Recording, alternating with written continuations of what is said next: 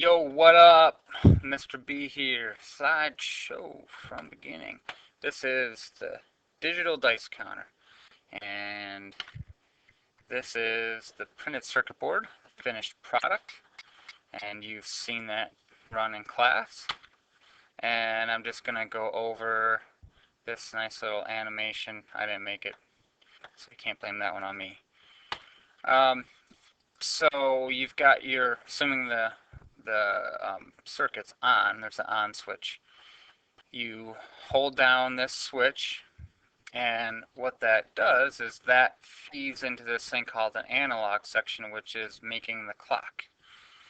And that information feeds what's called sequential logic. Sequential logic are counters.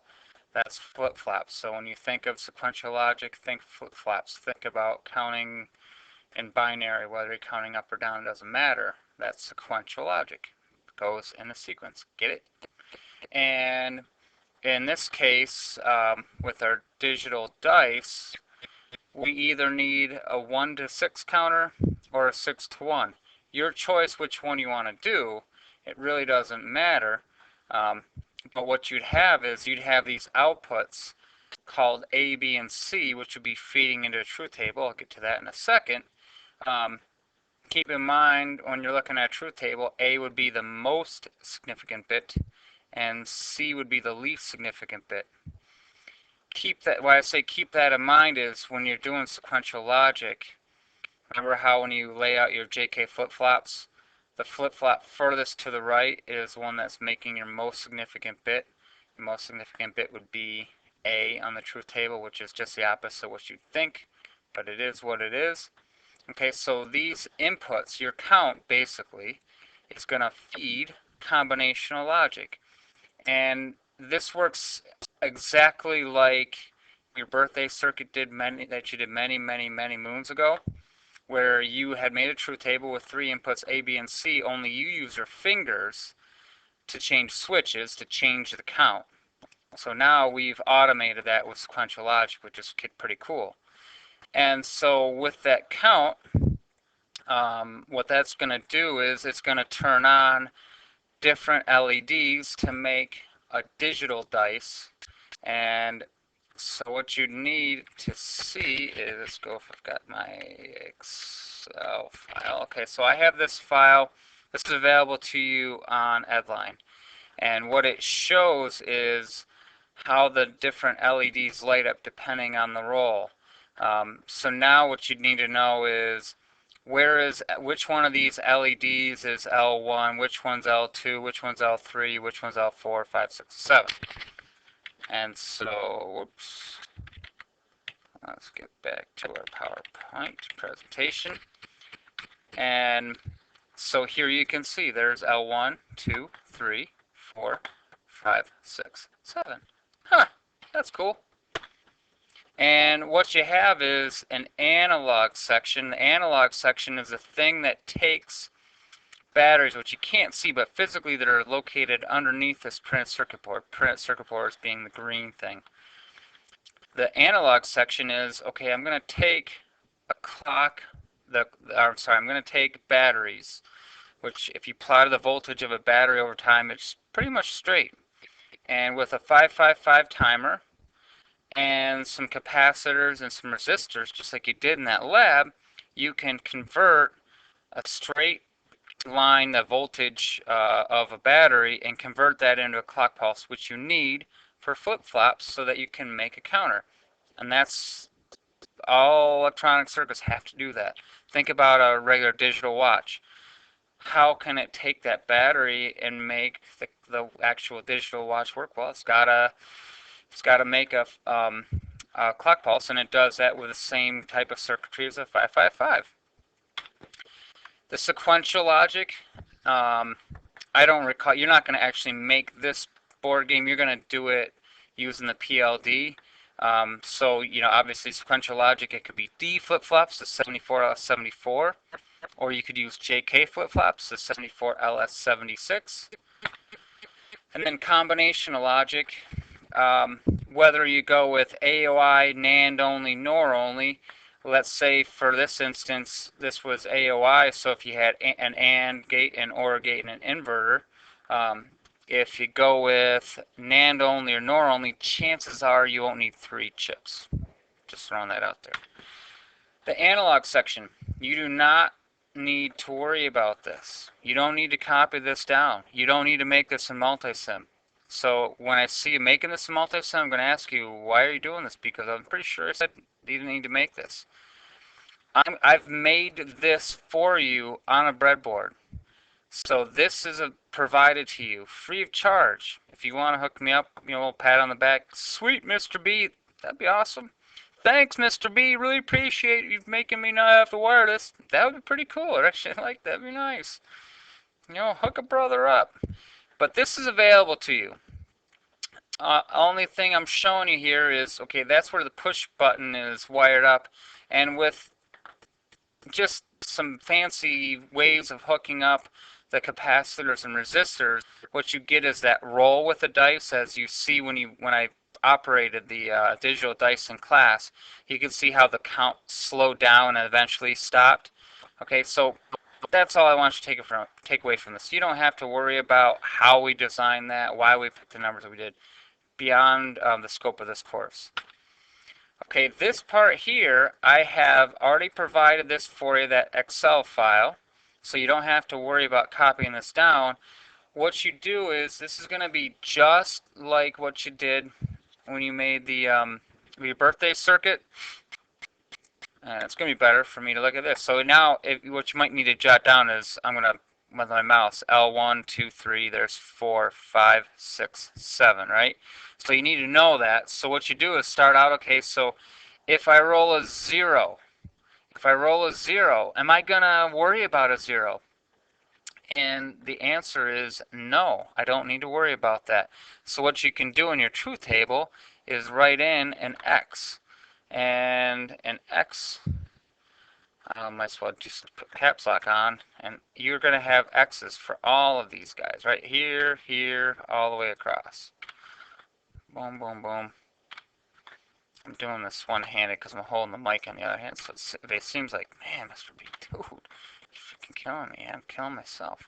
Control C, Control V. So everybody's going to have X's for 0s and 7s because you're not going to roll a 0 or 7.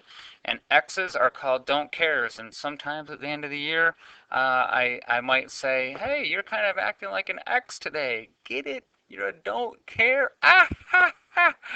Ah, yes. You know, hey, you got to take the digital electronics jokes when you can get them. You really like don't cares in this case.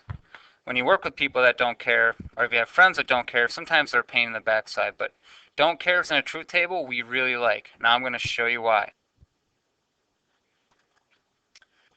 Alright, so here is just an example truth table. I just made this up.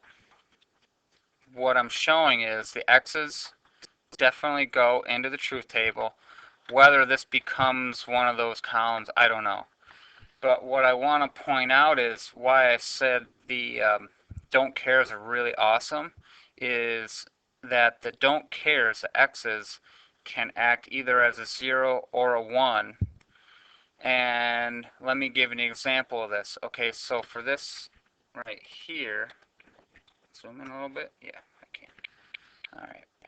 So for this guy right here, if I consider this X to be a 0, well, then I'm going to have a grouping of 2, and I consider that X to be a 0. I would have a grouping of 2 there, a grouping of 2 here, and so I would have, I would definitely need to use an OR gate in that case, a couple AND gates, a little more complex than I wanted. If I considered this to be a 0, and I consider that to be a 1, because no one said that if you have one X be a 0, the other has to be a 0. You can mix and match. You want to make it to your best advantage. So if I decided this X is going to be a 0 and that X be a 1, now I'm going to have 3 groups of 2. You're making a more complex circuit. So that would not be in your advantage. So on the other hand, if I made this don't care a 1 and that don't care a 0, what I'd have is a group of 4 right here, wouldn't I? And that means the most simplified circuit would be not C. And that's pretty easy to wire up, isn't it? So that's why we really like don't cares is they're really, really, really handy in truth tables. So what you're going to need to do is go through and fill out, you know, just like you did when you did birthday circuit many moons ago. When I roll a 1, which LED lights up? Well, this is 1, 2, 3, LED 4 lights up, so there'd be a 1 here, and then obviously all these guys would be zeros. Alright, so you just go ahead and you just start filling it out. You fill out the rest of the truth table. It's pretty straightforward. And what you'll notice in the end, you see how some stuff is color-coded. If you did everything right, columns or light L1 and L5, they should have the same exact truth table as you're going through. And the same thing with L2 and L6 will have the same truth table. L3 and L7 will have the same exact truth table, and L4 will have its own truth table. Now, why I color-coded? This ties into the circuit that I showed you that I've made, and that has wires that are color-coded exactly to this truth table. So it just keeps life easy on you, okay? So let's go back to our PowerPoint, and let's think about, so what you'd want to end up with here is, after you do this truth table, is you come up with your most simplified expression for L1, 2, 3, and 4. Again, these guys there'll be repeats. Then what you need to do is I need you to make a grid. I want you to compare. If I just made this entire circuit, so you're going to have your Boolean expressions for L1 and 5, L2 and 6, L3 and 7, L4. If I made it just with AOI, how would I do that? How many chips would I need? If I made that exclusively with NAND only, what would it look like and how many chips would I need? And if I made it exclusively with NOR, what would it look like and how many chips? So basically you're going to be looking at making your Boolean expressions 3 different ways: AOI only, NAND only, NOR only, and then making the call from there. Whatever uses the least number of chips, that's what I want you to do in the FPGA. Now you could argue, well, what's the point of doing that when the FPGA is programmable? It doesn't really matter. And you're right, actually. You're actually right. And the reason why I'm having you do it is because it's a good review for the final exam coming up shortly. That's why. All right. So what I want you to do is, when you fill out your truth table and you have your K-maps, show me your results. Let me see what you got. I'll make sure that you've done it right before you invest a lot of time in the wrong work, okay? So show me your K-maps and we'll compare answers. And then from there, it's pretty straightforward. You build, then you figure out how to make your circuit. You build in a multi-sim. There's a separate video on that and how you do it in the FPGA. All right, so that's it. Thank you very much, and enjoy the rest of your day.